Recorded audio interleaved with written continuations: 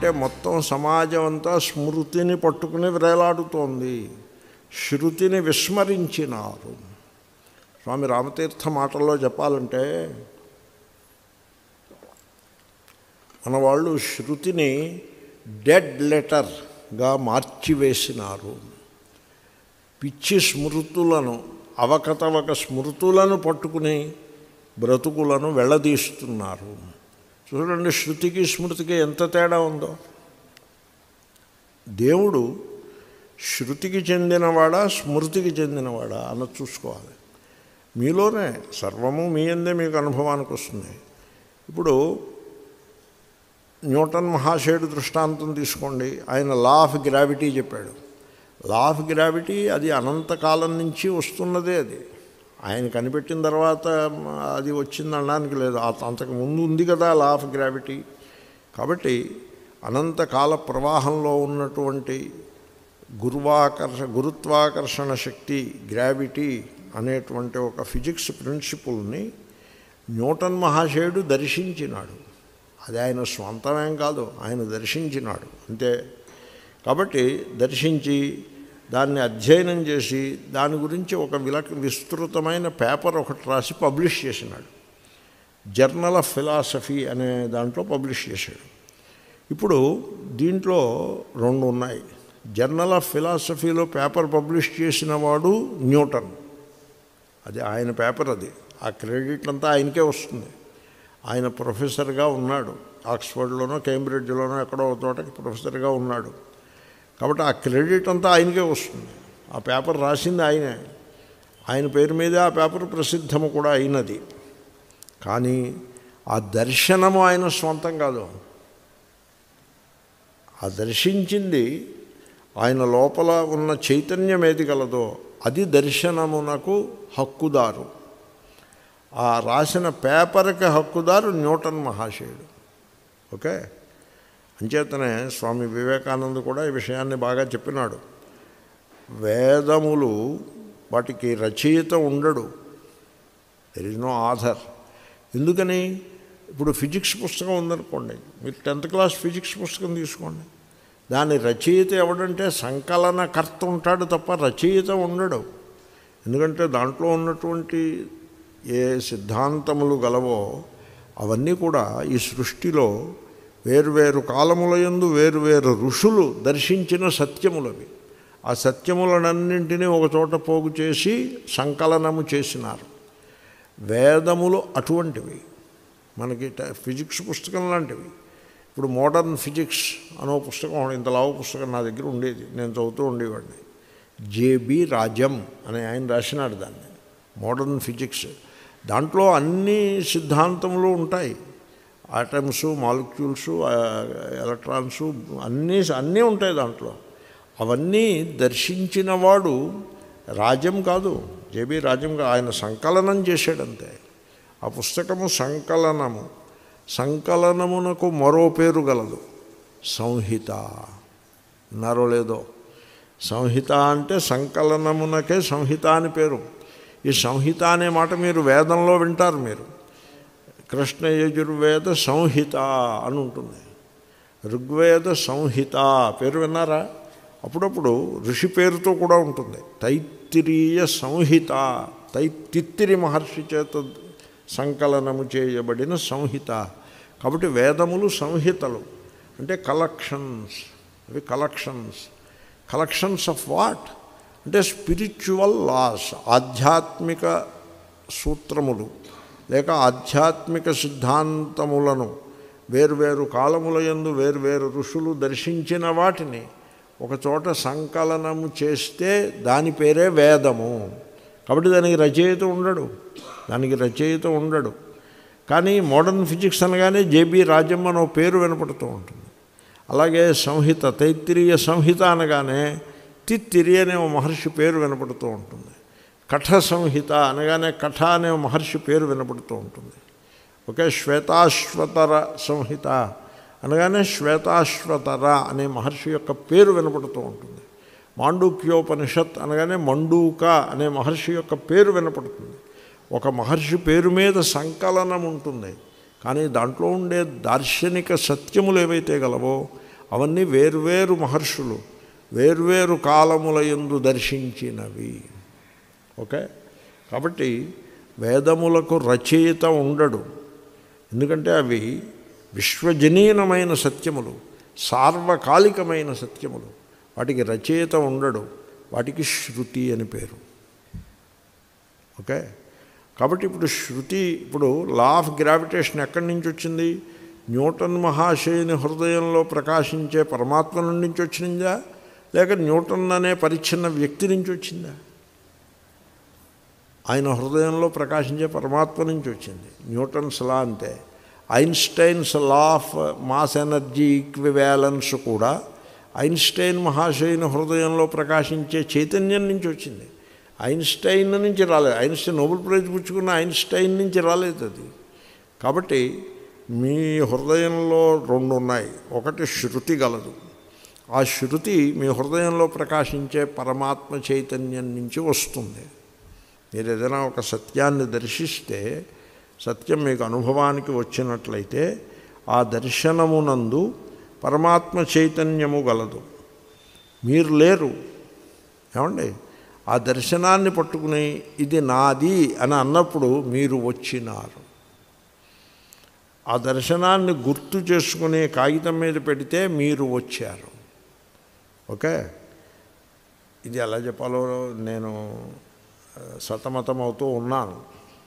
ఇప్పుడు ఉదయించే సూర్యుడిని చూశారనుకోండి, చూడగానే మీ లోపల ఒక ఉల్లాసము, ఒక వికాసము, ఒక విస్తారము మీకు అనుభవానికి వచ్చిందనుకోండి, అప్పుడు మీరు లేరు. ఆ అనుభవంలో మీరు లేరు. ఆ అనుభవము పేరు శృతి. వెంటనే మీరు కెమెరా తీసి దాన్ని ఫోటో తీసి, ఇదిగో ఈ ఫోటో సూర్యోదయాన్ని నేను ఫోటో తీశాను ఫలానా చోట అని మీరు ఫోటోలో చూపించారనుకోండి, అది మీరు. కాబట్టి ఇది నేను అక్కడ కన్యాకుమారి వెళ్ళాను, అక్కడ సన్ రైజ్ చాలా గొప్పగా ఉంటుంది, నేను చూశాను, ఇదిగో ఫోటో అని మీరు చూపించారనుకోండి, అది స్మృతి. ఏమండి, మీరు కన్యాకుమారి ఆ సముద్ర తీరాలను నిలబడి ఉదయించే సూర్యుడిని దర్శించినప్పుడు మీరు లేరు. ఆ దర్శనము, ఆ క్షణమునందు మీకు అనుభవానికి వచ్చిన ఆ దర్శనము, అది శృతి. ఓకే, శృతి యందు దేవుడు ఉంటాడు, స్మృతి యందు జీవుడు ఉంటాడు. అర్థమైందండి? కాబట్టి దేవుడు స్మృతి సాగరుడు కాదు, జీవుడు స్మృతి సాగరుడు. అనేక పలు జీవులు పలు రకముల స్మృతులను అంటే గుర్తుకు తెచ్చుకుని వాటిని వ్రాసినారు. ఒక వివాదము నేను ఎరుగుదును.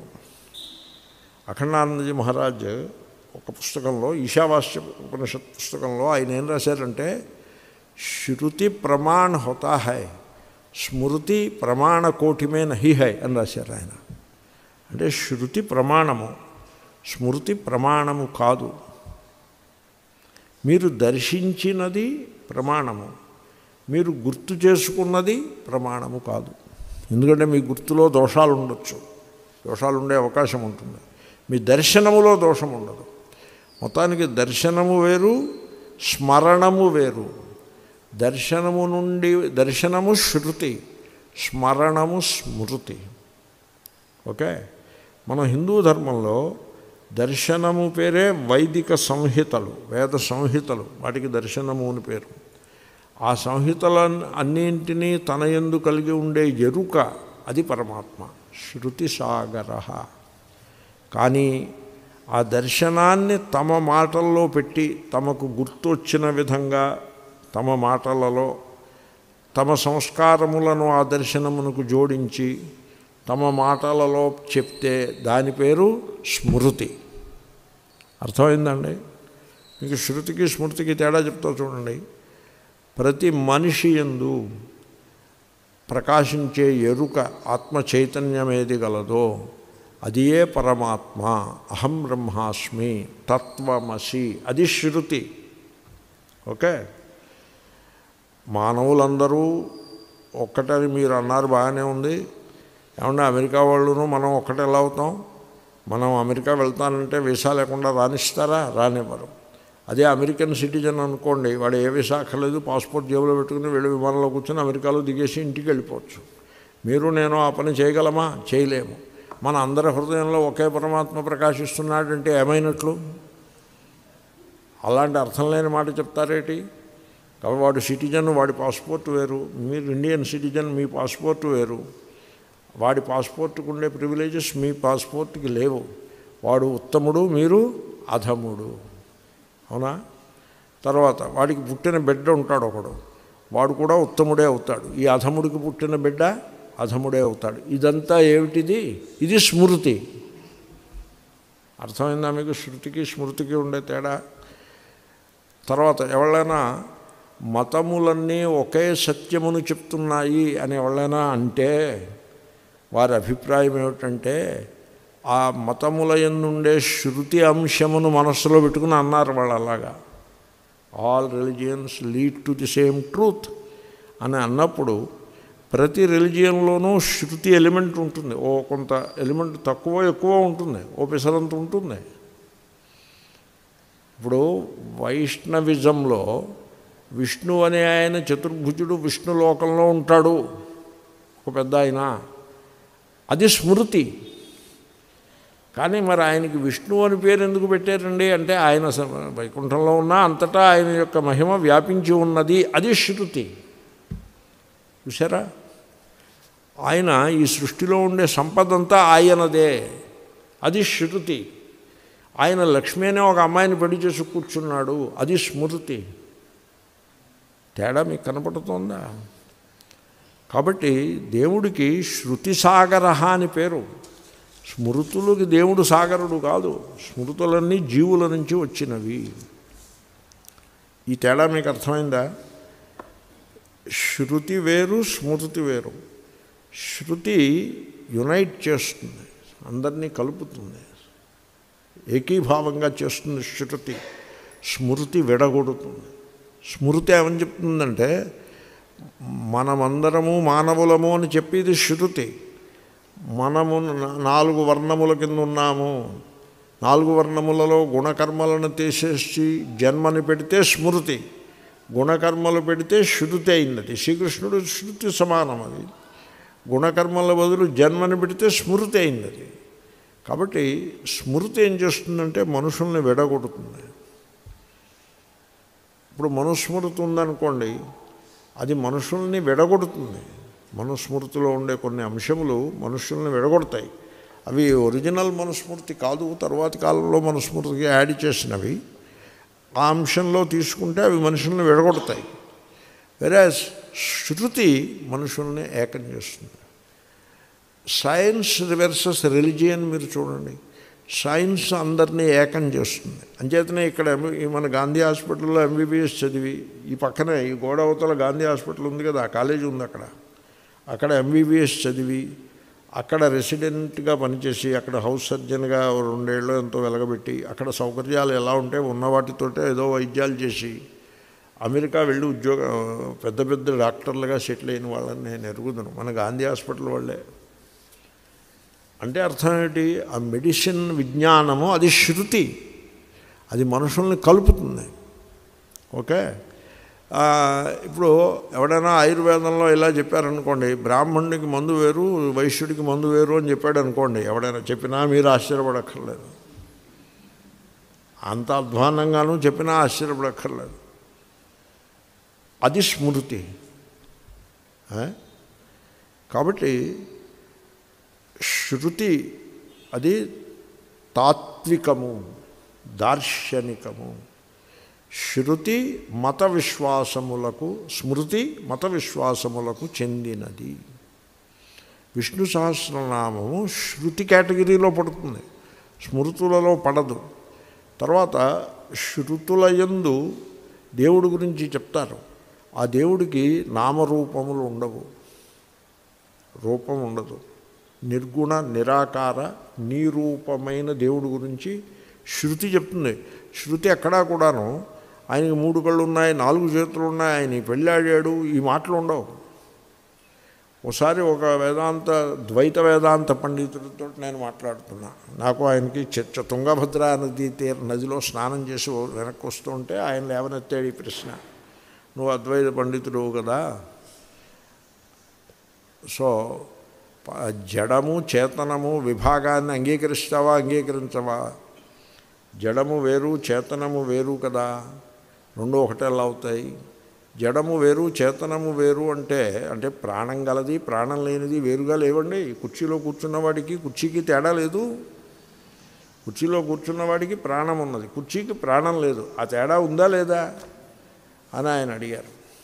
అంటే నేను అన్నాను, మీ ప్రశ్న యొక్క అభిప్రాయం నాకు తెలుస్తూనే ఉంది. ప్రాణము గలది ప్రాణము లేనిది, చిత్ అచిత్ అనే తేడాన్ని అంగీకరిస్తే నీ అద్వైతం అవతలికి పోయింది. ఇంక అద్వైతమేం మిగిలింది? ద్వైతమేలోకి వచ్చేసాం కదా, చిత్ అచిత్.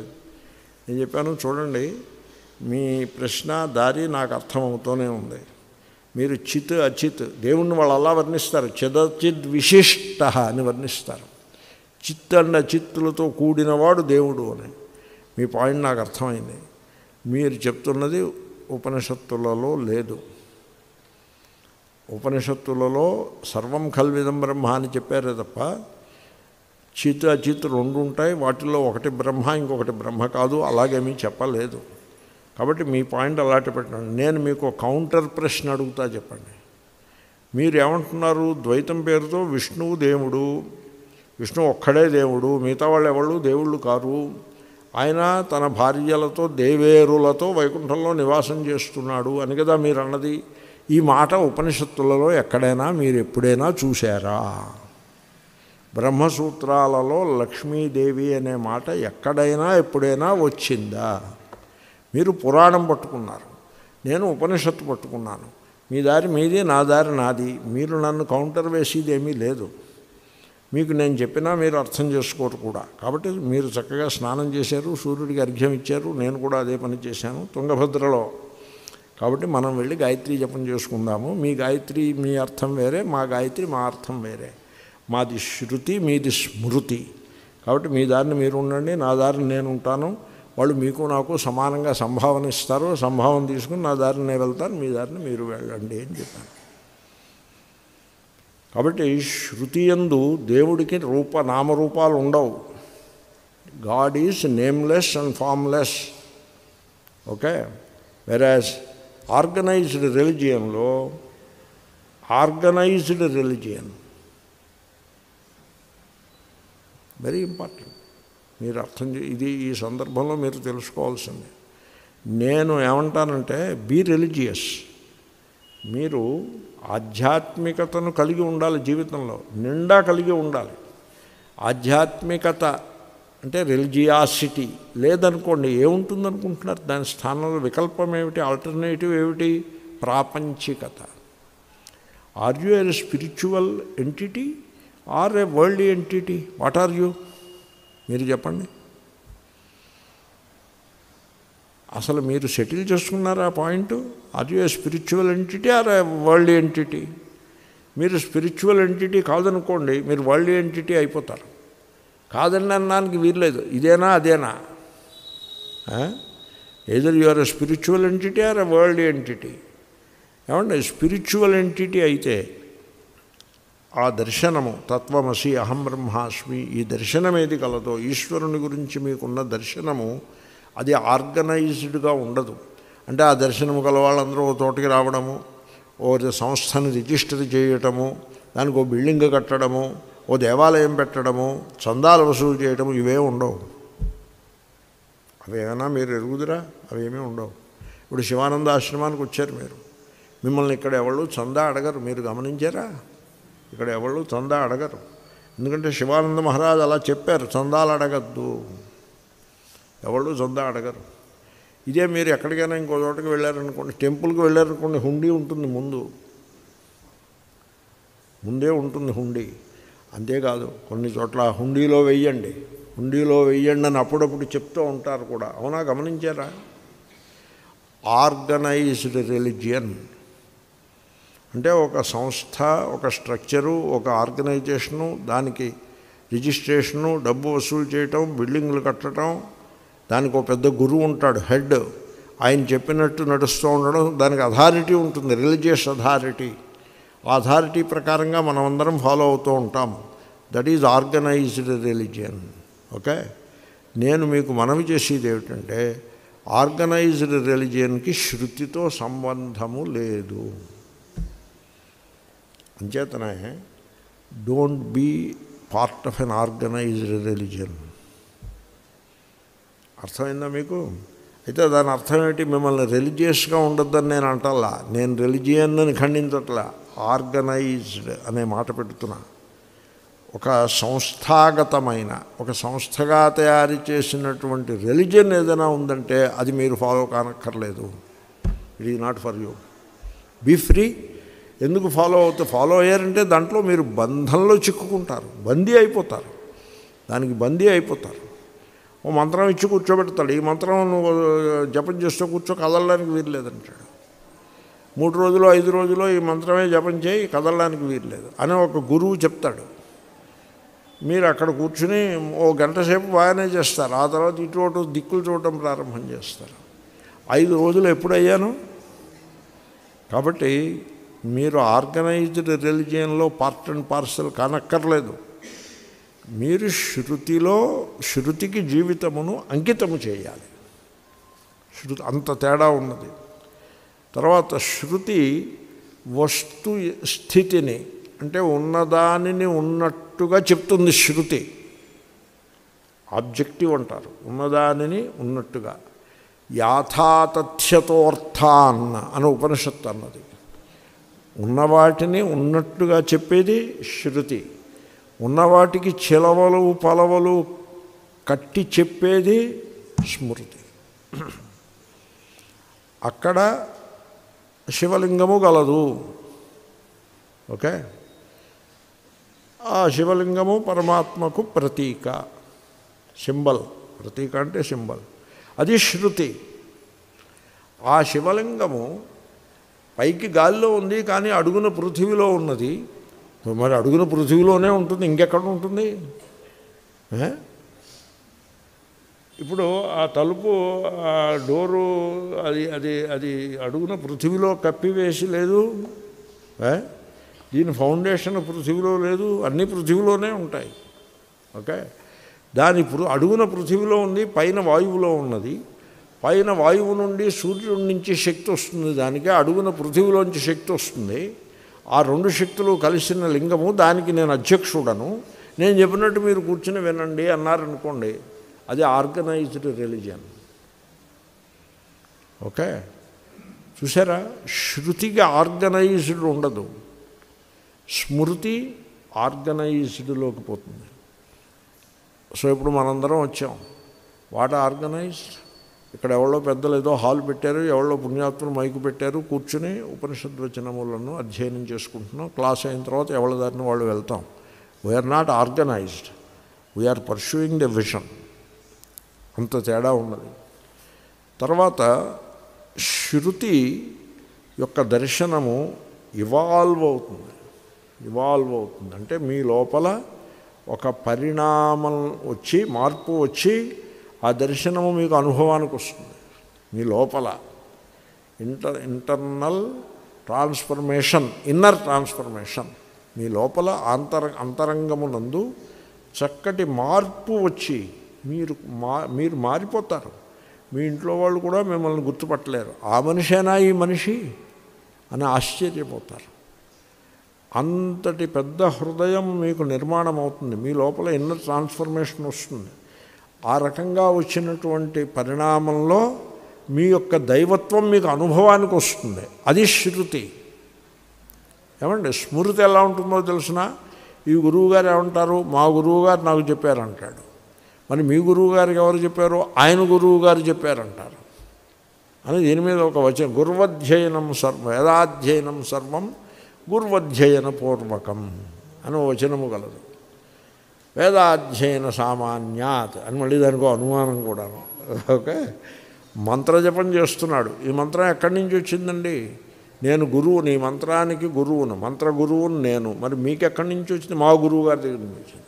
ఆయనకి ఎక్కడి నుంచి వచ్చింది? ఆయన గురువు గారి దగ్గర నుంచి వచ్చింది. ఎక్కడైనా ఒక బిగినింగ్ ఉందా? ఉండదు, బిగినింగ్ ఉండదు. దీన్ని ఏమంటారంటే ట్రెడిషనల్ అంటారు. అంటే అది స్మృతి. మీరు స్మృతికి శృతికి గల స్మృతిలో ఇన్నర్ ట్రాన్స్ఫర్మేషన్ ఏమీ ఉండదు. లోపల పరివర్తనము, అంతరంగ వికాసము, అంతరంగ పరివర్తనము ఇలాంటివి ఏమీ ఉండవు. ఊరికే పైన హడావిడి చేయడమే తప్ప. అంచేతనే ఈ కర్మలు చేసేవారు ఎన్ని సంవత్సరాలైనా కూడా వాళ్ళు రాగద్వేషాల నుండి బయటపడలేరు. అర్థమైందండి? వాళ్ళు రాగద్వేషాలలోనే చిక్కుకుని ఉండిపోతారు. ఓ పెద్ద పీఠాధిపతి ఒక ఆయన ఉండేవారు. ఓ గృహస్థుడు, ఓ వేద పండితుడు వెళ్ళి వేదమంత్రాలు చెప్పి సంభావం తెచ్చుకుంటాడు. ఆయన వెళ్ళాడు, అక్కడ వేద సభ అవుతుంటే వెళ్ళాడు. ఆయన రావడం చూశాడు ఈ పీఠాధిపతి. చూసి దగ్గరికి పిలిచి అడిగాడు, నువ్వు మా పీఠానికి వచ్చే ముందు అవతల పీఠానికి వెళ్ళి వచ్చావా వెళ్ళకుండా వచ్చావా అని అడిగాడు. అక్కడ ఇంకో పీఠం ఉన్నది, దీనికి పోటీ పీఠం. అది వీళ్ళకి వాళ్ళకి మధ్యన పచ్చగడ్డి వేస్తే భగ్గుమంటుంది. అది పోటీ పీఠం. అక్కడికి వెళ్ళి వచ్చావా లేకపోతే వెళ్లకుండా వచ్చావా అని అడిగాడు. అడిగితే ఏం చెప్పాడు, మేము ఆయన మాటలు నేను యథాతథంగా చెప్తున్నాను, మీరు జాగ్రత్తగా వినండి. మేము గృహస్థులమండి, మాకు రాగద్వేషాలు ఉండవు. నేను అక్కడికి వెళ్ళే వచ్చాను మీ పీఠానికి అన్నాడు. అంటే అర్థం ఏంటి? మీరు పీఠాల వాళ్ళు మీకు రాగద్వేషాలు ఉంటాయి తప్ప మాకు రాగద్వేషాలు ఉండవు. మేము అవే వేదపత్రాలు ఎక్కడికి వెళ్ళా చెప్తాము, మీరు ఇచ్చిన సంభావన మేము తీసుకుని మా దారిని మేము పోతాము. మీ ఆ పీఠం ఈ పీఠం అనే రాగద్వేషాలు మీకు కానీ మాకు ఉండవని చెప్పాడు అని పీఠాధిపతికి చెప్పాడు గృహస్థుడు. ఓ గృహస్థుడు కారులో వెళ్తున్నారు. ఓ గృహస్థుడు సన్యాసి అఖండానందజీ, ఆయనను పక్కన గృహస్థుడు కారులో వెళ్తున్నారు. ఈ లోపల రోడ్డు మీద ఓ సాధువు కనపడ్డాడు. సాధువుతో దాన్ని పోతున్నాడు. పోతుంటే ఈ గృహస్థుడు ఇలా దండం పెట్టాడు. అఖండానందజీ అనుకున్నాను, నేను దండం పెట్టలేదు, ఎందుకంటే నేను ఆ సాధువు కంటే నేను గొప్ప సాధువుని. ఆ సాధువు నాకు దండం పెట్టాలి కానీ నేను ఆయనకి దండం పెట్టను. ఈ రాగద్వేషాలు, ఈ హెచ్చు తగ్గులు, ఈ ఎక్కువ తక్కువలు గృహస్థులకు లేవు. గృహస్థులు కాషాయం కనబడితే దండం పెడతారు, వాళ్ళే నయం అన్నారు ఆయన. అఖండానందజీ అలా అన్నారు. కాబట్టి మతం ఏం చేస్తుందంటే స్మృతి, అది మనుషులను ఆ ట్రెడిషన్లో, ఆ ఆర్గనైజేషనల్ స్ట్రక్చర్లో బంధిస్తుంది. శృతి ఏం చేస్తుంది? మీ మనస్సులో చక్కటి వికాసమును కలిగించి తద్వారా మీ దైవత్వం మీకు అనుభవానికి వచ్చి ఇట్లా చేసేది శృతి. అంత తేడా కలదు. శృతి అందరినీ కలుపుకుంటుంది. మనం అందరము ఒక్కటే అని కలుపుకుంటుంది శృతి.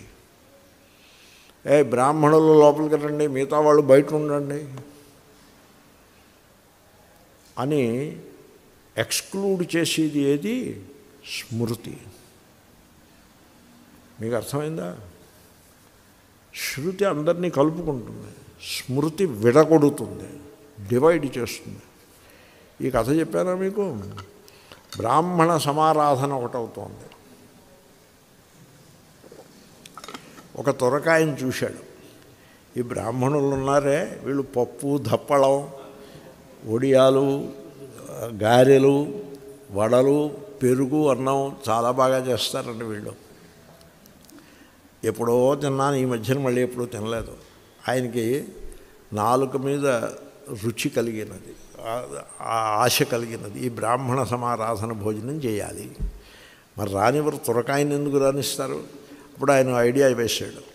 వెళ్ళి ఒక పంచి కట్టుకుని కొంచెం గట్టిగా ఈ విభూతి గట్టిగా పెట్టుకుని వచ్చేసాడు. చేతిలో చెంబు పట్టుకుని వచ్చేసాడు, కండువా వేసుకుని వచ్చి సమారాధనలో కూర్చున్నాడు. వడ్డించేశారు, ఆకులు అరిటాకులు వడ్డన అయిపోయింది, భోజనం చేస్తున్నారు. ఆ పక్కన ఉన్నాయని అడిగాడు. పక్కన ఇంకొక బ్రాహ్మణుడు ఉన్నాడు. అడిగాడు, మీది ఏ ఊరండి అన్నాడు. ఈ ఊరేనండి. మీ పేరు ఏమిటండి? సుబ్బర్ణ శాస్త్రి. ఏదో శాస్త్రి చెప్పాడు. మీరు ఏ గోత్రం? ఈ కొంచెం ఇబ్బంది పడ్డాడు. అంటే మీరు వైదికులా నియోగులా అని అడిగాడు. వీడు అన్నాడు, మేము నియోగులు. ఏదో చెప్పాలి కదా, వైదికులనేలా నియోగులనేలా చెప్పాలి. ఆ వేదం అనే మాట అంటే భయం వేసి వైదికులు అనడానికి వేదమంత్రం చెప్పంటాడేమో ఏమో కర్మని నియోగులం అన్నాడు. అంటే ఆయన అడిగాడు, ఏ నియోగులు? 6000 3000 అని అడిగాడు. అడిగితే ఓ అల్లా ఉస్మే భీ ఫరక్ హై అన్నాడు వీడు. అర్థమైందా మీకు? ఇది మతం ఎక్స్క్లూడ్ చేస్తుంది. స్పిరిచువాలిటీ అంటే ఆత్మవిచారము అందరినీ కలుపుకుని పోతుంది. తర్వాత ఇక్కడ శృతి యందు మీరు గ్రుడ్డిగా నమ్మదగ్గది ఏదీ ఉండదు. It is not a belief system. ఇక్కడ చెప్పిన ప్రతి వచనమును మీరు అనుభవానికి తెచ్చుకోవడానికి అవకాశము కలదు. మీరు శోధించి పరిశీలించి అనుభవానికి తెచ్చుకునేది శృతి, గ్రుడ్డిగా నమ్మేది స్మృతి. శృతికి మూలమునందు ప్రేమ ఉంటుంది. ప్రేమ. మీరు ప్రేమతో వచ్చారు, నేను ప్రేమతో వచ్చాను, ఏదో నేను చెప్తున్నాను మీరు వింటున్నారు. మనల్ని బంధించి మనల్ని ఒక చోటకి తీసుకొచ్చినదే ప్రేమ, ప్రేమతత్వము. స్మృతి యందు ఆర్గనైజ్డ్ రిలిజియన్ యందు వాళ్ళందరినీ కట్టి ఉంచేది భయము, ప్రేమ కాదు. It is fear, not love. శృతి ప్రేమకు, స్మృతి భయమునకు ప్రతీకలు. కాబట్టి శృతికి స్మృతికి ఇంత తేడా గలదు. అంచేత విష్ణు సహస్రనామము స్మృతిగా, అది స్మృతిగా ఒక ఆర్గనైజ్డ్ రిలిజియన్గా చేయకూడదు. వాళ్ళు విష్ణు సహస్రనామం పెడతారు వైష్ణవ టెంపుల్లోనూ, మేము శివ సహస్రనామం పెడతాం శైవ టెంపుల్లోనూ. తెల్లవారుజామున మైకులు, వాడేమో విష్ణు సహస్రనామం పెడతాడు, వీడు శివ సహస్రనామం పెడతాడు. ఒకప్పుడు వెంకటేశ్వర సుప్రభాతం ఉండేది, శ్రీశైలం మల్లన్నకి సుప్రభాతం ఉండేది కాదు. మైకులో ఏం పెట్టాలి? సుప్రభాతం పెట్టద్దా మరి పొద్దున్నే? అప్పుడు ఎవరో పండితుడిని పట్టుకుంటే ఆయన శ్రీశైలం మల్లన్నకు కూడా సుప్రభాతం రాసి పెట్టాడు. సరిగ్గా అదే మోడల్లో ప్యారోడీ కాపీ, దాని కాపీ ఇక్కడ, అది మైక్లో పెడతారు వీళ్ళు. ఈ రకంగా విడగొట్టి ఆర్గనైజ్డ్ బంధించేటువంటి స్మృతులను మీరు నెత్తిని వేసుకోకూడదు. మీరు శృతికి అంకితము కావాలి. విష్ణు సహస్రనామము శృతి, శృతి సమము, స్మృతి కాదు. స్మృతిలాగా కన్వర్ట్ అయి నడుస్తోంది, ఇట్ ఈజ్ నాట్ స్మృతి. అంచేతనే మీకు ఆగమములు అనే పేరుతోటి స్మృతులు ఉన్నాయి. పాంచరాత్ర ఆగమము, వైఖానస ఆగమము. నేను వైష్ణవ గురించి ఎందుకు చెప్తున్నానంటే ఇక్కడ విష్ణు సహస్రనామంలో ఉన్నాం కనుక. శివ సహస్రనామం దీనికి పోటీ, మళ్ళీ ఇంకో సహస్రనామం ఇంకోటి పోటీ. ఇవన్నీ కూడా కల్పితములు. విష్ణు సహస్రనామం ఒక్కటే యథార్థము, అది కూడా స్మృతి కాదు, శృతి మాత్రమే. ఈ తేడాన్ని మీరు గమనించి శృతి సాగర. సో స్మృతులు కల్పిస్తాయి, శృతులు ఉన్నవాటిని దర్శింపజేస్తాయి. కాబట్టి మీకు కల్పనలు కావాలా సత్యము కావాలా అన్న చూసుకుని శృతిని మీరు ఆశ్రయించవలెను. రామతీర్థ మాటను ఇంకోసారి గుర్తు చేస్తాను. రామతీర్థ ఏమన్నారంటే భారతీయులు ఈ స్మృతులను ప్రక్కన పెట్టి శృతిని పట్టుకుంటే వీళ్ళు బాగుపడతారు, లేకపోతే వీళ్ళతో వీళ్ళు ఇలా కొట్టుకుంటూ ఇలాగే ఉంటారు అని అన్నారు. కాబట్టి మనం కూడా ఆ ఉన్నతకి ఎదగాల్సి ఉంటుంది. ఈ మధ్యన బీహార్లో ఎలక్షన్స్ అయ్యాయి. రాజకీయం చెప్పట్లేదు, నేను తత్వమే చెప్తున్నాను. బీహార్లో ఎలక్షన్స్ అయ్యాయి. మొత్తం నెల రోజులు ఏ టీవీ ఛానల్ చూసినా రాబోయే బీహార్ ఎలక్షన్స్ గురించి చర్చయే. ప్రతి చర్చలోనూ ఏ కులం వాళ్ళు ఎంతమంది ఉన్నారు, ఎంత పర్సంటేజీ, ఏ కులం వాళ్ళు ఎవరికి ఓటేస్తారు, యాదవులు ఎవరికి ఓటేస్తారు, బ్రాహ్మణులు ఎవరికి ఓటేస్తారు, వీళ్ళు ఎవరికి వేస్తారు, వాళ్ళు ఎవరికి వేస్తారు అంటూ ఆ బీహార్లో ఉండే జనాభాని ముక్కల ముక్కల కింద విడగొట్టుకుని వీళ్ళ కల్పనలో చర్చ చేశారు ఒక నెల రోజులు. తీరా ఓటు రిజల్ట్స్ వచ్చిన తర్వాత వాళ్ళు కులము మతము అన్నిటినీ అధిగమించి భారతీయులుగా, బీహారు ప్రజలుగా భారతీయులుగా ఓటు వేశారు అని స్పష్టమైనది. ఓకే, ముస్లిం యాదవ్ ఎంవై, ఆ ఎంవై పోయి మహిళా యూత్ అని కొత్త ఎంవై వచ్చింది. కాబట్టి మనము ఈ రిలీజియస్ డినామినేషన్స్, ఈ భేదములను వీటిని వదిలిపెట్టి చదువు తక్కువైనా కూడా వాళ్ళు ఎంత ఉన్నతికి ఎదిగారో చూడండి. యాజ్ ద సిటిజన్స్ ఓటు వేశారు, కుల మతముల యొక్క భేదములను అధిగమించి సిటిజన్స్గా ఓటు వేశారు. అలాగే మనం కూడా ఈ వైష్ణవ శైవ ఇత్యాది విభేదములనన్నిటినీ ప్రక్కన పెట్టి సకల మానవుల యందు ఒకే సర్వాత్మ దర్శనమును చేసేటువంటి శృతిని పట్టుకుని మనం ముందుకు సాగాలి. ఆ శ్లోకం పూర్తయిందండి. అందాము. వృషాహి వృషభో విష్ణు